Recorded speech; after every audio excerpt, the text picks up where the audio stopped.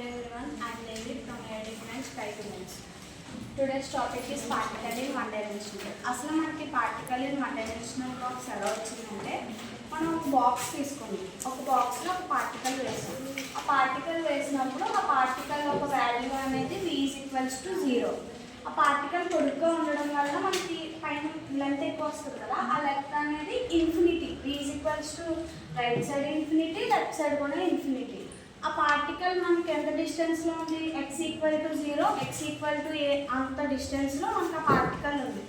ఇప్పుడు మనం అసలు ఈ particle in one dimensional box ఎందుకు చేస్తున్నాము అంటే ఆ పార్టికల్ యొక్క వేవ్ ఫంక్షన్ కనిపెట్టడానికి, ఇంకా ఎనర్జీని కనిపెట్టాలి. ఆ బాక్స్లో ఉన్న పార్టికల్కి ఎంత వేవ్ ఫంక్షన్ ఉంది, ఎనర్జీ ఉంది కనిపెట్టడానికి particle in one dimensional box చేస్తాం. ఈ particle in one dimensional box చేసినప్పుడు దీనికి equation Schrodinger independent wave equation తీసుకుంటాం. అది ∂2ψ/∂x² plus 8π² into e minus v into ψ=0. దీన్ని స్క్రోడింగర్ ఇండిపెండెంట్ వేవ్ ఈక్వేషన్ అని అంటారు. అప్పుడు మనం ఇక్కడ v=0 తీసుకుంటే ∂2ψ/∂x² ప్లస్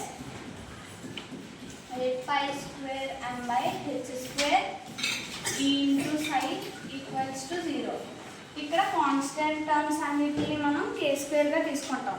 కాన్స్టెంట్ టర్మ్స్ అంటే ఏంటి? ఇది ఇప్పుడు k² 8π²me/h². దీన్ని k కింద తీసుకున్నాం.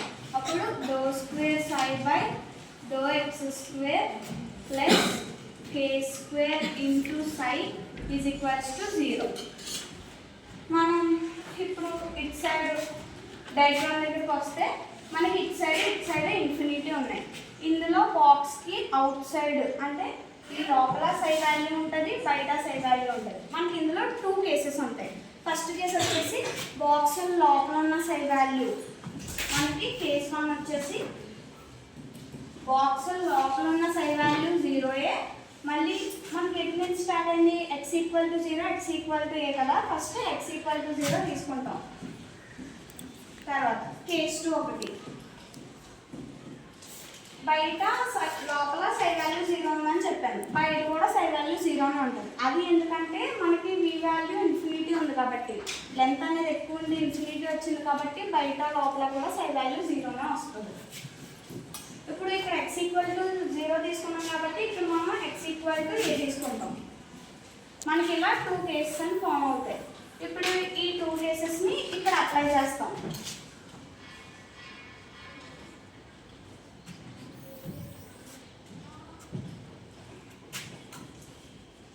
ఈ కేసెస్ని అప్లై చేసే ముందు మనం జనరల్ సొల్యూషన్ తీసుకుంటాం. జనరల్ సొల్యూషన్ అంటే ఏంటి? ψ=a sin kx plus b cos kx. ఇప్పుడు మనం ఫస్ట్ కేస్ తీసుకుందాం. కేస్ 1 ఏంటి? ψ=0, x=0. ψ=0 కాబట్టి 0 a sin k into 0 plus b cos k into 0 0. sin 0 అనేది 0 ప్లస్ cos 0 అనేది 1 కాబట్టి b ఉంటుంది. అప్పుడు b=0. మనకు ఒకటి వచ్చేసింది. ఫస్ట్ కేసు నుంచి చేస్తే b=0 అనే ఒక వాల్యూ అనేది వచ్చేసింది. ఇప్పుడు కేస్ 2 తీసుకున్నాం. కేస్ 2 తీసుకుంటే కేస్ 2లో ఈ ψ=0, a=0తో పాటు b=0 అని కూడా తీసుకోవాలి. ఎందుకంటే అది ఫస్ట్ కేస్ 1కి వచ్చిన వాల్యూ కాబట్టి. ψ=0, x=a అండ్ b=0. ఇప్పుడు కూడా సేమ్ ఇలాగే జనరల్ సొల్యూషన్ తీసుకుంటాం. ψ=0, a sin k of a plus b అనేది 0 కాబట్టి b ప్లస్లో 0 cos k into a. ఈ టర్మ్ అంతా దీంతో ఇంటూ చేస్తే 0 జీరో అయిపోద్ది కాబట్టి 0 is equals to a sine k into a equals to 0.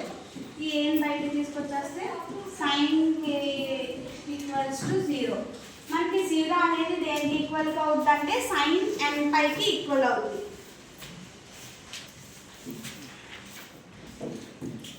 Sign K equal to 0. మనకి sine N pi is equals to 0. ఇప్పుడు sine K is equals to sine N pi. Sine sine cancel అయిపోతే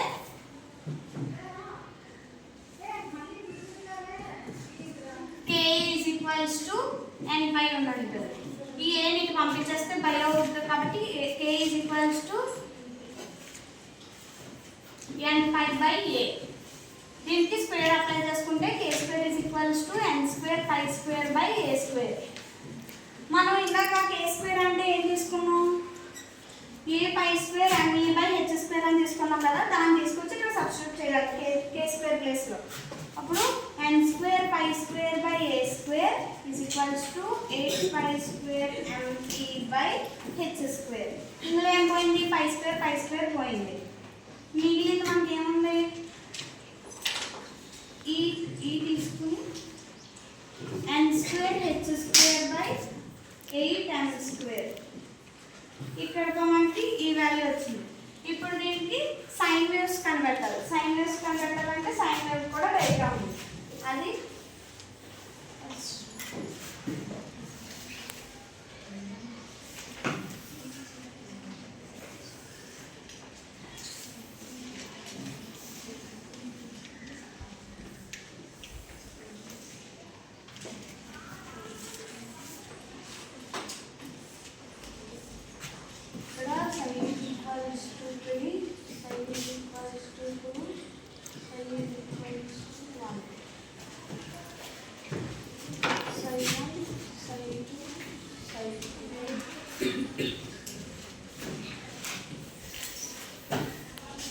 ఇక్కడ n is equals to 1 అని apply చేస్తే e is equals to n is equals to 1. ఇక్కడ n ప్లేస్లో మనం 1 substitute చేసుకుంటే 1 into square 1 కాబట్టి H square by 8ma square వస్తుంది. ఇక్కడ n2 అప్లై చేసుకుంటే e ఈజ్ ఈక్వల్స్ టు nలో 2 కాబట్టి 4 అంటే 4h స్క్వేర్ వస్తుంది. 4h square by 8m square. ఇక్కడ n is equals to 3 apply చేసుకుంటే e ఈజ్ ఈక్వల్స్ టు ఈ n ప్లేస్లో 3 పెట్టుకుంటే 3 స్క్వేర్ ఈజ్ ఈక్వల్స్ టు 9 కాబట్టి 9h square by 8m square. ఇవన్నీ ఇక్కడ వేసుకోవాలి. ఈ వేవ్ ఫంక్షన్స్కి వచ్చినాయి. n is equal h square by 8m square 8ma square 9h square by 8ma square. ఇది మనకి పార్టికల్ ఇన్ 1 డైమెన్షనల్ బాక్స్.